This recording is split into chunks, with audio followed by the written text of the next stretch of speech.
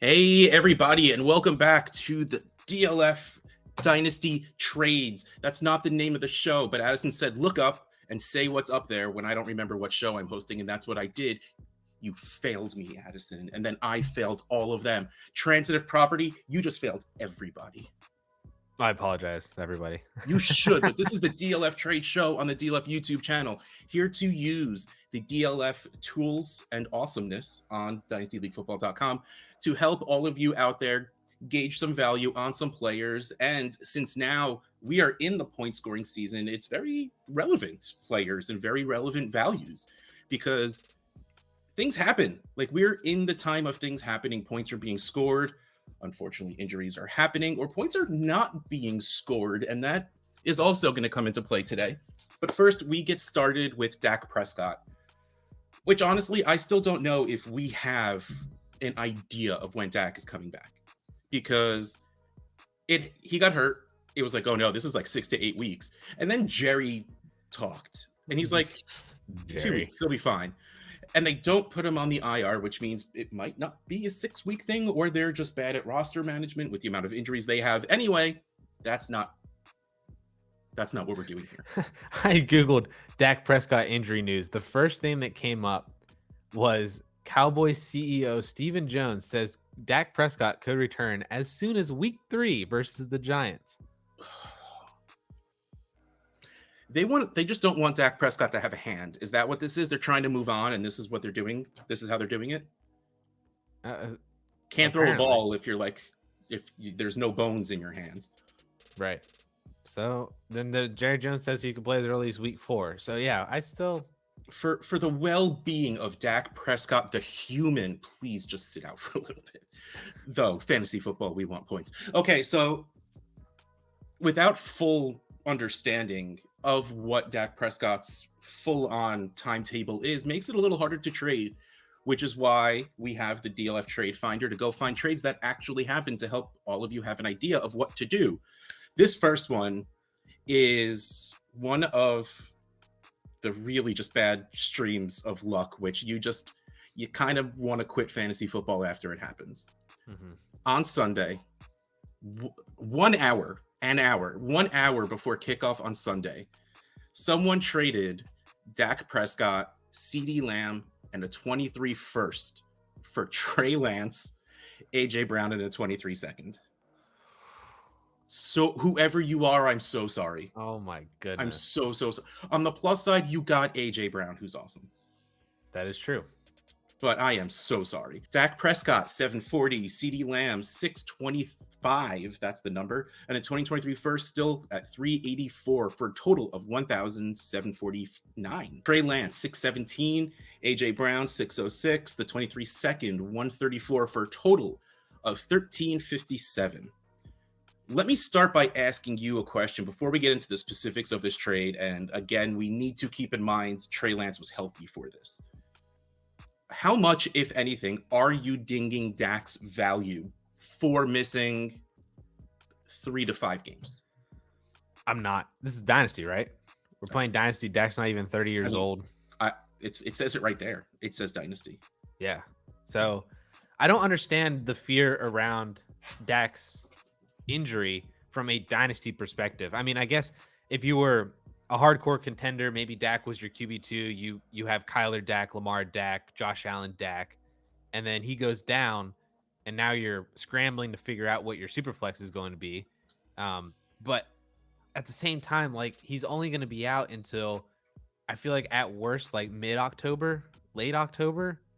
You know, at best, I guess, like what Stephen Jones and Jerry Jones are saying, he's going to be back this week or next week. Please, I mean, if you're healthy, cool, but just don't rush that back, because you're gonna find a dude's helmet by accident, and it's just gonna make it worse. And like, so I still feel like he's gonna play 10 to 12 games. It seems like for the season, which for a quarterback like Dak, I feel like is still enough that he's going to be maybe not a QB1 in production, but he's going to give you QB1 in points per game kind of production over those 12 games that you're playing him. You know, we dinged Deshaun Watson, but his value is going to rise. His value already rose because we know that he's out for 11 games. You know, we missed Lamar Jackson for a fairly significant amount of time last year as well, still a top 5 dynasty quarterback, which is right where he was. So I don't really understand why we drop Dak in value just because he's out for maybe 5 or 6 weeks. And, he was a inside the top 10 quarterback and now he's outside the top 10. Or at least that kind of seems how the sentiment is. Yeah. So I don't really get it. I'm not dropping him. No. There has always been such a split on Dak's actual value as a fantasy quarterback and even sometimes as a real life quarterback. But he's always stayed in that first round of Superflex. Even after coming back, if he doesn't finish points per game top like 8-ish, I think he's out of the first round. Yeah, probably. That's where I'm thinking this. And plus, I think if this happened in like week 4 or 5, we wouldn't see as much panic from competing teams, GMs, whatever you want to call it. But like week 2, we think our team is great. We scored really well the first week. And now we just lost one of our starting quarterbacks. And it's like, oh, crap. All right, no, I can't let this great team fall to crap now. So you make this panic move. This is better than, oh, man, a trade addict 7. Someone traded Dak in a first for Lance in a second. Like, that hurts. At least here, you got A.J. Brown. And A.J. Brown and CeeDee Lamb, like even here, 625 and 606, like that's even in the analyzer. Right. 20 points is nothing. So you got away from the stack you had that you probably liked. CeeDee Lamb now playing with Cooper Rush for a couple of games. Oh, this next one is fun, though. Dak Prescott, J.K. Dobbins, and Cooper Rush. So you are covered with the Cowboys quarterbacks for however long he's hurt. I do like it when this happens. 4, QB1 Tua Tagovailoa. Am I right? Exactly. Am I right? For Tua, a 24 first, Rashad Penny, Zach Ertz, and a 23 third. Whew. Okay, so Dak Prescott, 740, Dobbins, 337, Cooper Rush, 8, for a total of 1086. Tua, a disrespectful 477, a 24 first, 257, Rashad Penny, 61, because Rashad Penny. Zach Ertz, 52, though you're going to get those points out of him, and a 23 third at 48 for a total of 895. You go first. I'm very interested to hear some of these things from you, so I want you to go first. Okay, so boy, do I love the value that Tua has been getting recently. This trade happened, obviously, after Sunday and stuff, so I think this happened yesterday. I really love what's going on with Tua right now. The amount of love that's coming in. I feel a butt coming on. But you have to take Dak Prescott and J.K. Dobbins in this. And I think it's mainly because the rest of the stuff with Tua and the first, but the rest of the stuff is just kind of piling on garbage to an extent, at least for Dynasty, right? Like you said that Zach Ertz is going to give you points. That's significant currently. But once we get into January, in just 4 months, that's going to go down the drain. Rashad Penny, he's supposedly going to give you points. I don't know. I haven't seen it yet. He hasn't really been giving us points, and he's got Kenneth Walker waiting in the wings to just take over that backfield. So I'm taking Dak over Tua still. J.K. Dobbins in the first, I feel like that basically cancels out because it's a 2024 first. So then I just the rest of it just doesn't really do it enough for me to make me want to move on from Dak Prescott here. So I think this is a fantastic trade example of selling high on Tua to get a more solidified quarterback asset. Because once Tua has one game where he throws 2 or 3 picks and doesn't look like Tua that he did against the Ravens, he's going back down. Yeah. His value absolutely will based on the week. Exactly. We know what Dak is. The community knows what Dak is. He's solidified. I'll take that. Are you worried about J.K. Dobbins still not playing? Yes, I am. But I do think that you can't sell him now. I mean, if you're getting a 23 first, then sell him. But I think the 24 first is right about where I would hold, just because I think his value goes up once he actually gets back onto the field. So we might see that in a couple weeks and see how that goes. But J.K. Dobbins for a first to me, like if I view them as equal, the rest of it doesn't make sense to go from Tua to Dak. is kind of more essentially what's going on for me in this deal. Yeah, I think I'm with you, but seeing Tua and a first on one side really just makes me want to take it anyway. Yeah, I get it. I get it. But yeah, you're right. Like, there's no way this should be the Tua side. I'm trying to like rationalize something in my brain, but I got nothing, especially because, and while I don't know when this trade was made, if it was made after Sunday or not, but Yeah, it was. Because Cooper Rush did decently. Like, not against the greatest defense or anything, but he still put up double-digit points. And if you have that to ride out Dak's injury, trading him away doesn't make sense. If you're trying to get younger, then the bottom half of that other side doesn't make sense either, because you're not going to have an easy time flipping Penny. Maybe you flip Ertz, but like, for what? Ertz in a third? It's just like, there's got to be something better to throw those pieces at. And there's no desperation to trade away Dak or JK. So, well, I want to, with so much of my being, to pick Tua and a first, it's Dak. So I think the moral of these two trades story is, don't panic on Dak. If you're not a Dak believer, you just happen to have him on your team, just realize the value is still there for now. And especially if you have Cooper Rush on your team also and are trading both away, if anything, those two together equal Dak Prescott's value before the injury, if you are taking away points for being hurt. Right. Yeah, okay. I'm ready to move on now, I think, emotionally. Though I'm not sure how emotionally this is going to go, because Kyle Pittss. The argument behind Kyle Pittss being pretty much the 101 in one quarterback leagues has always been, which the people I podcast with, I've heard this argument a lot. Oh boy. He has the most insulated value possible at any position.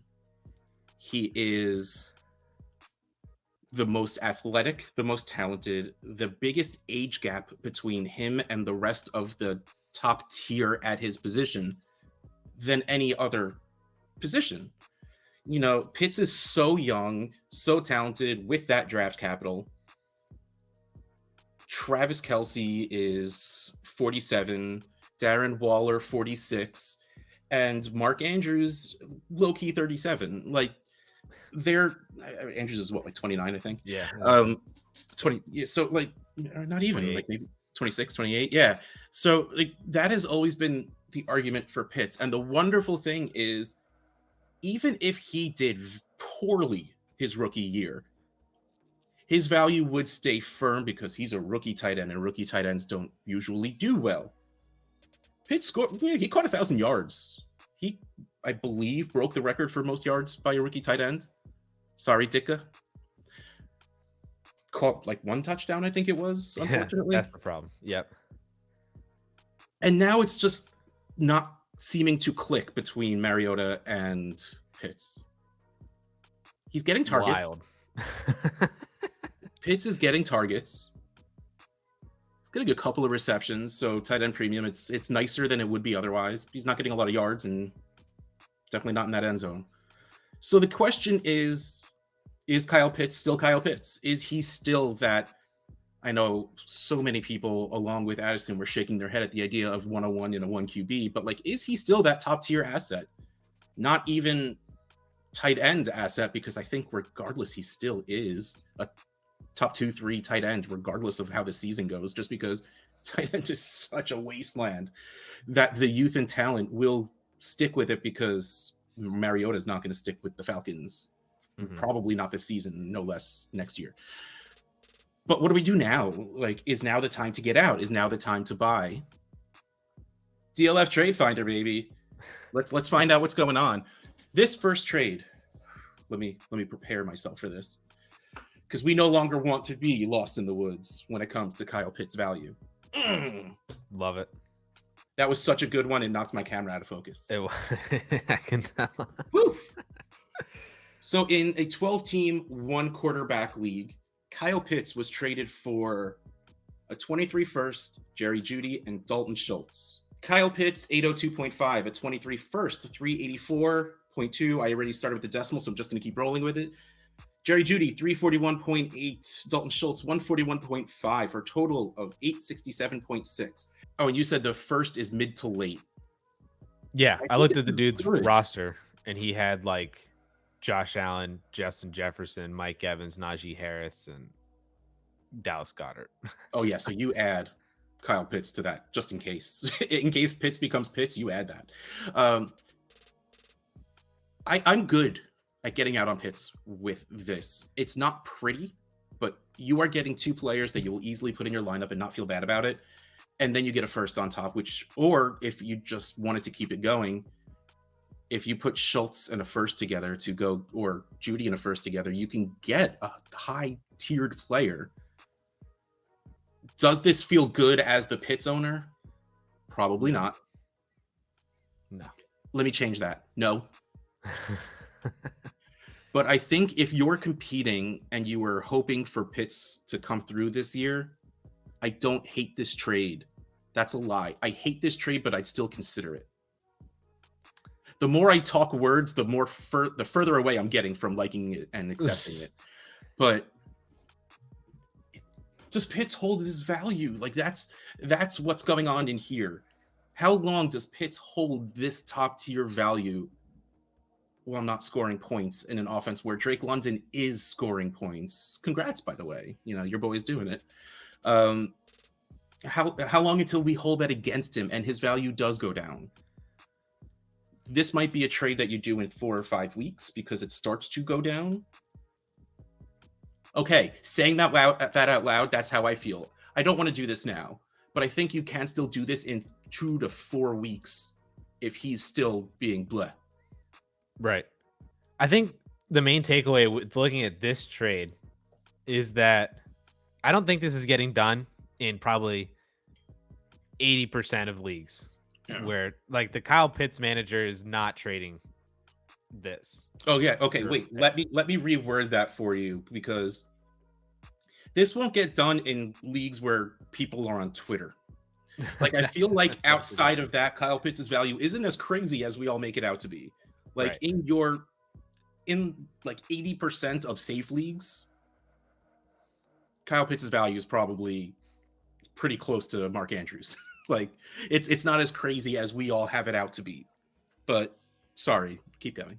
No, yeah, that's just, I think that the person who has Kyle Pitts at this point is not selling for that right now. They're waiting for him to become Pitts, basically the Kyle Pitts that we were waiting for. Even if it's just, you know, because he kind of did this last year too, where he had a few games with Calvin Ridley, you know, where he wasn't looking like Kyle Pitts, but we were like, he's a rookie, whatnot. And then he went to London. Remember whenever they played in London last year, he had like 8 for 150 and 1 or something like that. And then that was, you get that one game a year, baby. That's it. It's like Sammy Watkins week 1. You get Pitts in London. That's right. It. That was, and now he's playing with London. So what does that tell you? But but you go, Addison. But essentially, if you have Kyle Pitts right now in Dynasty, you can't sell for this, I don't think. Because this is a very depressed value for Kyle Pitts, and you just need to kind of ride it out and wait for him to have that explosive game, which it might come this week against your Seahawks, and there might be some sort of a squeaky wheel. Even when they were good, they were bad against tight ends. Now they're just bad. Yeah. So, you know, a little bit of a squeaky wheel kind of thing where the press and you know, the social media is starting to say, why is Arthur Smith not throwing it to Kyle Pitts, and, you know, all this stuff, blah, blah, blah. And so we might get a little bit of that. This might be somewhat of a breakout week for Kyle Pitts. But I think the main takeaway from this is he is available now. Yes. He was not available all summer long. Every time I made a video or a post about Kyle Pitts, I had, you know, 90% of people telling me, LOL, imagine trading Kyle Pitts. He's untouchable on my Dynasty roster. But now, you know, he's available a lot more than what he was even just 3 weeks ago. Yeah, as the brilliant Peter Howard has said, and I completely stole from him, when players of this value start to not play well, you don't get a buy low opportunity. You get a buy opportunity where exactly what Addison just said. I don't want to say it like it's my idea or even Peter's idea, who I'm stealing this from. Where before, people just weren't willing, of course, me being me, everybody's always for trade for the right price. You have people in many, many leagues who will say, I'm not trading this guy. This guy is on my team. Maybe that starts to, the floor of that starts to crumble a little bit. You know, every game that Pittss doesn't be Kyle Pittss and he's just Kyle Pittss. You know, so he becomes available. You're not going to get him super cheap, most likely, but you might be able to get him. And if you're still the believer, you go get him. Yeah, give it a shot. Yeah. Okay, the next trade we have is much more amenable to me. 12-team Superflex. Kyle Pittss for Debo and Darren Waller. Kyle Pittss, 731. Debo, 566. Waller, 201. A total of 767. Again, yeah, technically paying more for the best asset. You know, we're talking like 30 points, which isn't much of anything in the analyzer, but still. I think I do this because Waller is still getting those targets. He's still scoring those points. He's still only 30. And not to mention, he hasn't been playing his entire career. That sounds weird, but you know, he took a couple of years away from the NFL before transitioning from wide receiver to tight end. And Debo, we know what Debo is with Jimmy Garoppolo as a quarterback. We didn't know what Debo was with Trey Lance there. Mm-hmm. So there's a chance Debo jumps past these teens points per weeks. Like he had like 14 and 16 or something weird like that. The ceiling might be coming back. Like we might be raising the roof. Am I right? Yeah. Please don't stop watching. I'm sorry. That was awful. I knew it was bad. And that's why I smiled before I said it. Ugh. So like there's a chance we see end of last year Debo, because the Niners are a good team. They're going to make a push for the division, even with the Rams still there. And if not, they're going to be an easy contender for a wild card spot. So they're not going to slow down without Lance there. So I like the idea of getting Debo. Honestly, you know what? I do this and I feel okay about it. Trading away Pittss. Before, like I'm saying, if you need to, but I hate it. Like here, I could trade, if I'm competing, I could trade Pittss for this and feel good about it. Right. This one is definitely a much easier pill to swallow. If you are Kyle Pittss and you're getting this offer in your inbox, this one I think is definitely a lot better than the first one that we talked about. And this deal I think was like how I think that the Jerry Jeudy, Dalton Schultz in the first one is a trade that does happen now, but I think is like a 10 to 15%, you know, that's only happening at 10 to 15% of league. Yeah. I think that this Debo and Darren Waller trade would have happened in the summer, but in 10 to 15% of leagues, because Kyle Pitts' value was a lot higher then. But now this looks much better. Now I think this happens maybe 50% of the time. Yeah. If you offered this to half of the Kyle Pitts managers out there, I think 50% of them would take it, and 50% of them would still say, no, I'm waiting on Kyle Pitts because I know what, or at least I think I know what he can become, and I understand how that works out, and I'm willing to take that bet.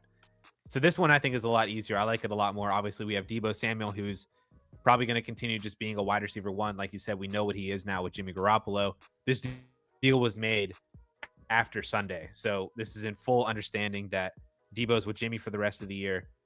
We've seen Darren Waller do more in one game this past week than Kyle Pitts has done in two.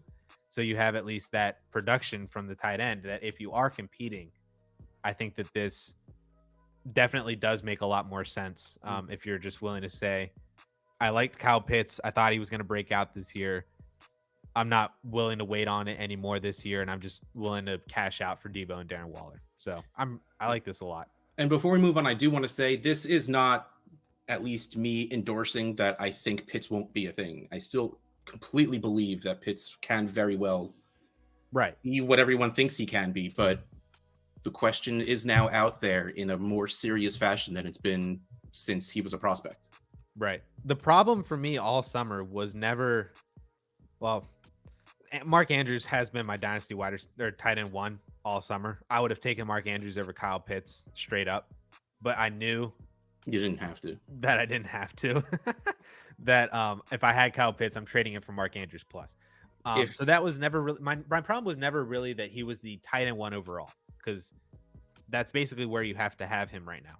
My problem all summer was that he was the tight end 1 overall, going like you said, 101 in one quarterback dynasty leagues. If not, like he was, if not more likely, maybe it was Jefferson, Chase, Kyle Pitts. That was the definitely order. before the running back, like definitely before Jonathan Taylor at this point. Right. But now, I think it looks really foolish if you took Kyle Pitts over AJ Brown, over Cooper Kupp, over Stephon Diggs, over Jalen Waddle. So my problem was always that he could still be the dynasty tight end 1 easily, and still lose value because of where he was being valued compared to the other positions and stuff. He can fall 2 rounds of ADP and still be easily the tight end 1, but he's falling in 2 rounds of ADP. Hey guys, real quick, I just want to let y'all know that this video is sponsored by No House Advantage, who's changing the game by offering the most dynamic fantasy sports platform available. Playing pick'em contests for a shot at winning $250,000 or more in just straight up cash. You can download their app, choose a contest, select your prayer props, earn points for correct picks, and climb the leaderboard for your shot to win big money every single day. Bet on up to 5 player prop over-unders or individual player matchups across every major sports league, including the NFL, NBA, MLB, PGA, MMA, and NASCAR. You can sign up today with promo code DLF at nohouseadvantage.com or download the app to get an initial deposit match up to $25. Make sure to check out No House Advantage today and experience daily fantasy sports redefined, because it's not just how you play, but also where you play. You don't want to miss this, so check out the link in the description or go to nohouseadvantage.com, promo code DLF. Next, I'm very interested in this, to hear what you have to say, because I've always been a fan of the idea of Amon-Ra St. Brown. I have been a fan of the idea of Amon-Ra St. Brown being a very good slot-like receiver. Yo, he's crushing it. Like, goodbye those, well, Swift and Hawk were hurt. Goodbye, Goff is gonna hold him back. Goodbye, all of that. We're 2 weeks in, and he's scoring points. He's doing really, really well. The only thing you have to say right now is Jameson Williams is going to come in sooner or later. And you fight that fight on whatever side you want to be on. I don't know. But I was very curious. I brought up this name to Addison when we were trying to figure out who to talk about today, because I was curious to see how it's going, because I have a couple of shares, but more importantly, I have seen other people talk about it, and to see where he's being valued by other people, whether they think he's the thing or they think this is a very extended lightning in a bottle, a very extended lightning in a very long bottle. Mm-hmm. But let's go. 12-team Superflex. Amon-Ra and a 23 first for Jalen Waddle and a 24 first. A 23 first, 384. Amon-Ra 250 for a total of 634. Jalen Waddle 495. A 24 first, 257 for a total of 752.5. Ugh. I mean, I still want Jalen Waddle, even if we're pushing the first a year back. I like Jalen Waddle better as a player. I like the offense he's on better. But, man, like, I feel like no matter which side of this I have, if this gets sent to me, I just reject it because I don't know what to do with my life. I can see that. I think I do take Waddle on this as well. So obviously the analyzer isn't catching up with like how Amon-Ra's value has spiked in literally like 10 days. Yeah. Because I would take him over 23 first. So that at least that's 130 points that I'm adding to the Amon-Ra side. And that evens out the trade. Yeah, basically. So I think I still take Jalen Waddle. I agree with you. Like you said, I think Jalen Waddle is a better player. This may or may not factor in anymore, at least right now, but he was the higher drafted player by 3 rounds, which I don't know if that matters also Whether much that to matters Amon-Ra, anymore or but not, Jalen Waddle is a first-round pick. He's got, as of right now, the better offense, the better quarterback. He's not going to be the focal point of defense's attention with Tyreek Hill there. We saw the ceiling that he possesses just as much as we saw the ceiling that Amon-Ra possesses. Yep. And yeah, like you're still getting the first, even if you got to push the first back, the 24 class should still be pretty solid. So I think I'm okay with this deal to move away from Amon-Ra St. Brown to another wide receiver that also has done it, is doing it, all that kind of stuff. Yeah. I really don't know. Like you said, there might just not be like a wrong answer to this deal. Yeah. And this is just, I love the deals that are just whatever makes you happy, or just stay away because I don't know. And that scares me. Yeah. They both, I like both of these. Okay. Here's sides for sure. So I pulled up September ADP, which started technically after, I think week 1 was going on while these were happening. The mocks. I was in it and I honestly don't remember anymore. But Amon-Ra St. Brown comes in at wide receiver 17, Jalen Waddle wide receiver 10. I'm going to give you the names in between the two wide receivers. You tell me which you would keep above Amon-Ra St. Brown. Let's do it that way. Yeah. Deontay Johnson? No. Drake London? Yes. Okay. Tyreek? For now, yes. DK Metcalf? No.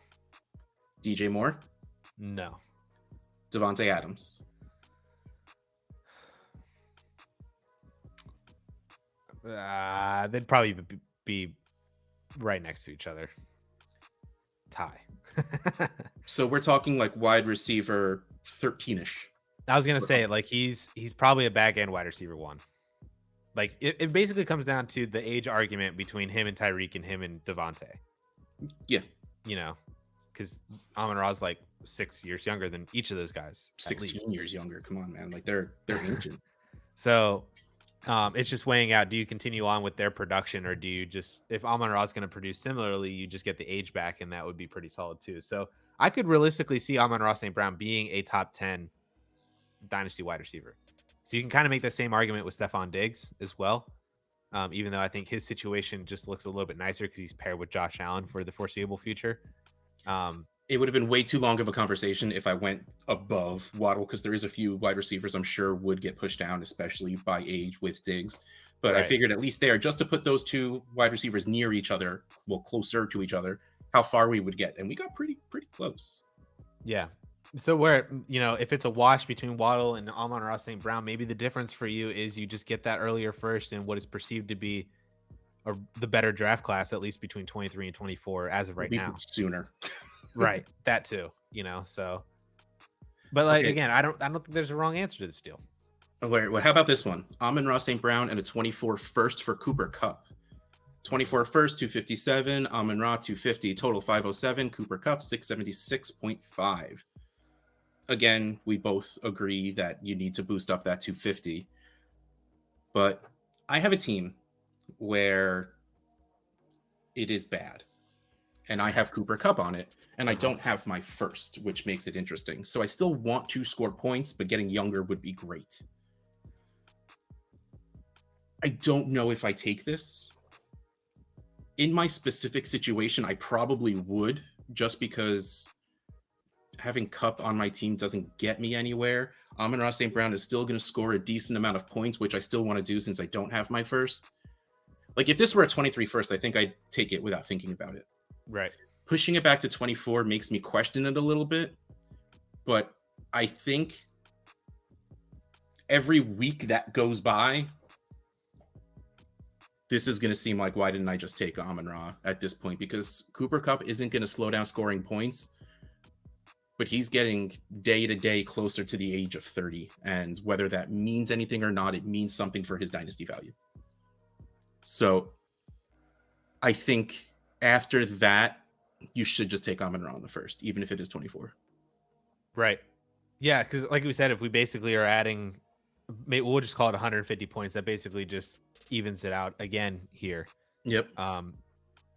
And this might be one of those moves that is like, this is like this typical dynasty move where you are selling off of the aging asset 1 year early and picking up this ascending young asset who is going to continue to produce, and that's just going to make your dynasty team better for the long term, even though you get a point per game hit currently.